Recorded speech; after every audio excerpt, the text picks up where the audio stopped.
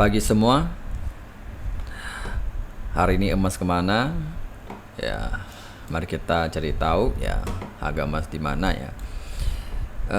Harga emas sekarang di harga 2.639 ya.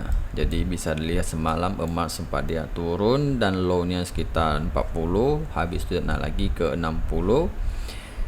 Jadi bisa dilihat bahwa turunnya dia uji bottom, jadi tidak bisa jebol, dan atasnya malahan koreksi ke atas, jadi dia sampai 60 habis itu kena dorong ke bawah.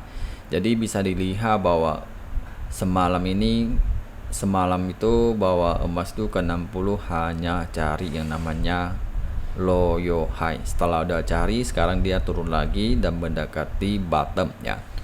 Jadi bisa dilihat ya, kalau seandainya semalam dia cari low yo high di 60, berarti malam ini emas ada potensi ya turunnya di bawah 2632 ya. Kalau dia jebol artinya bahwa emas itu akan cari 25 ya. Di sini juga ada bottom sebelumnya tanggal 1 Oktober ya. Ya. 24 ya. Jadi masih pantau lagi hari Kamis ada news CPI ya. Jadi bisa lihat kalau seandainya timingnya dia mau cari low di saat CPI, berarti emas ini downtrend ya. Karena bisa dilihat bottomnya itu di 2624. Kalau misalnya dia jebol, berarti posisi untuk kalian buy itu sebenarnya bagusnya di 2600 ya. Di sini kalau dia turun juga ada namanya support, juga ada low ya, LL, ataupun bisa cari lagi 80 juga ada support ya. Jadi banyak harga murah untuk kalian buy ya. Kalau sell ya jangan dulu ya. Kenapa? Saya bisa dibilang mending kalian tunggu dia turun baru buy aja. Kenapa? Karena kita tidak akan tahu ya Timur Tengah itu kapan akan meledak ya. Tiba-tiba tensi sana naik, kita juga nggak tahu ya. Mungkin awal kita sell sudah running ya, tiba-tiba bisa aja dia hit TP atau SF plus gitu ya. Jadi mau ambil lebih susah ya. Jadi bisa dilihat eskalasi konflik ya Timur Tengah melibatkan Israel, Hamas, dan kelompok lain seperti Houthi ya. Jadi di tengah sentimennya penghindaran risiko ya, safe haven. Dan selebihnya ya kan tahu bahwa Amerika kan bisa dibilang ekonominya solid ya. Jadi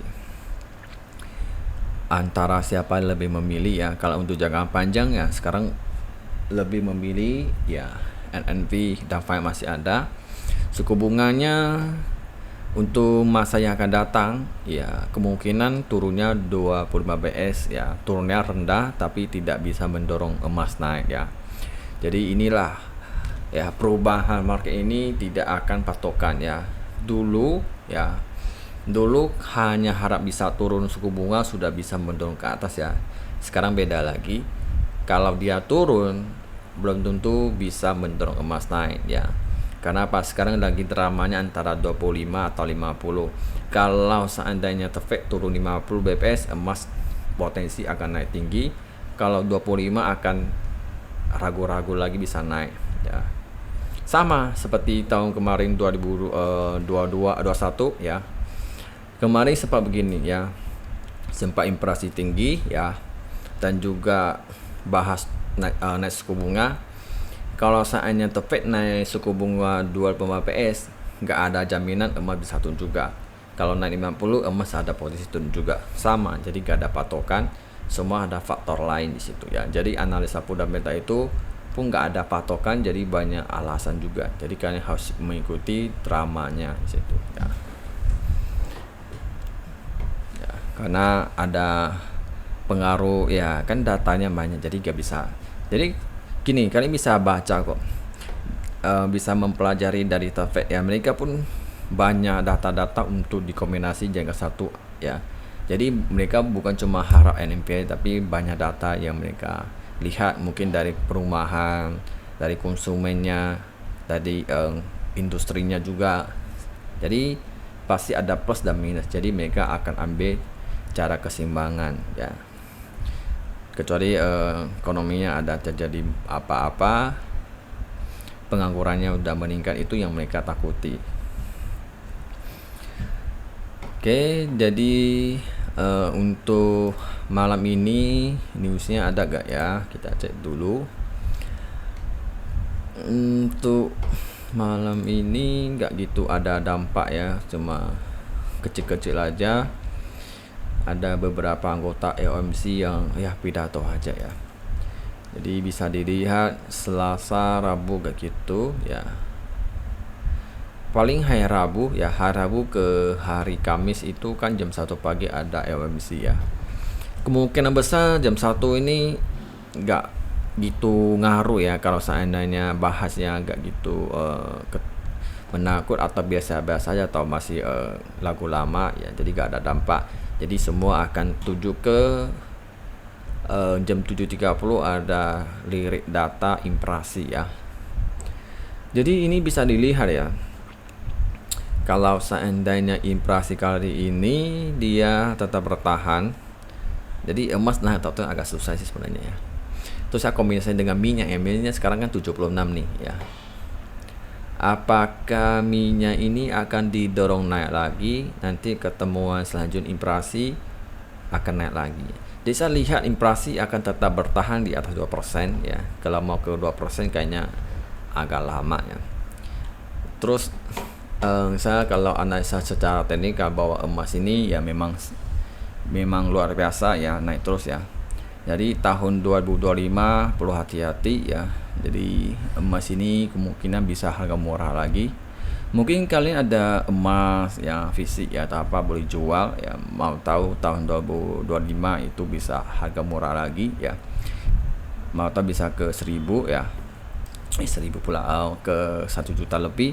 Sekarang 1 gram 1.400.000 lebih, hampir mau 1.500.000 nih. Jadi kalau sudah ganti presiden dan geopolitiknya sudah stabil dan juga ekonomi kuat, perang sudah selesai ya. Jadi emas ini ada potensi akan murah lagi, akan kembali normal ya. Jadi bisa lihatlah, kita lihat aja ya. Emas itu pasti ada timingnya dia akan turun, cuman ya kita hanya sabar menunggu aja ya.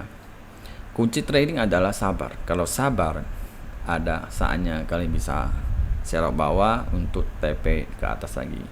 Itu berarti sabar aja ya. Lalu hari ini saya lihat bahwa emas ini posisinya masih uji support ya. Jadi 438 apapun ini juga ada support. Kalau saya dia nutup di bawah masih ada 33 ya, 31 ada support juga. Kalau saya kalian mau masuk buy, kalian bisa coba buy scalping di 31 ya. Ya, 31 bisa masuk. Kalau mau aman ya bisa aja buy di 2618 di situ. Misalnya di situ boleh jadi buy, situ ada support. Ya, kalau di 32 itu high risk, kalau di 2018 itu medium risk ya. Di situ boleh cari buy. Jadi perlu hati-hati, ini emas ini H1 udah tanda-tanda downtrend 80% ya. Terus kalau lihat momentumnya memang momentum bearish ya, momentum bearish di daily. Jadi sudah 4 hari, 3 hari udah bearish ya. Kalau untuk minyak ya bullish ya, dia naik terus di situ. Lumayan ya, portofolio hari ini ya oke lah. Lalu meningkat ya. Dan juga saya lagi nunggu dia harga murah ya. Minyak kalian bisa pantau di 73 ya. Kalau dia ke 73 boleh buy ya. Saya lihat minyak ini mau uji support lagi. Kalau ujinya support masih kuat, ada potensi dia bisa naik 80 lagi ya. Kalau seandainya nih kalau Timur Tengah ya makin memanas ya, atau serang kilang minyak Iran ya, minyak ini ada potensi bisa naik lagi ke angka 100 ya. Jadi hati-hati bagi yang sell minyak, hati-hati ya.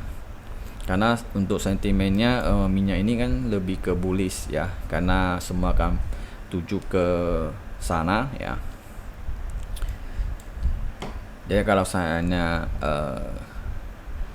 pengirimnya minyak terganggu ya, itu bahaya. Jadi inflasi mulai naik lagi di situ ya.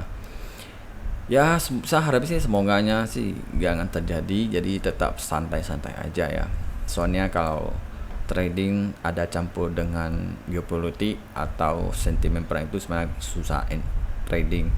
Kalau dia normal enak. Jadi kalau berdasarkan data ya, kalau newsnya dia positif, jadi persentasenya 80% bisa ikuti ya. Kalau sekarang susah ya, walaupun newsnya positif gak ada jaminan karena ada campur tangan dengan geopolitik atau perang di situ ya. Semua ada di tangan kalian sih ya. Intinya gimana pun kalian harus fokus yang namanya risk management atau fondasi ya. Belajarlah psikologi yang kuat, itu yang penting, itu yang paling penting ya. Kalau kalian mau belajar lebih mau mengikuti sistem One Forex ya, bisa aja kalian join ya Sinak Swing ya. Apalagi kayaknya nggak ada lagi. Oke, jangan lupa like, komen, dan sampai di sini aja.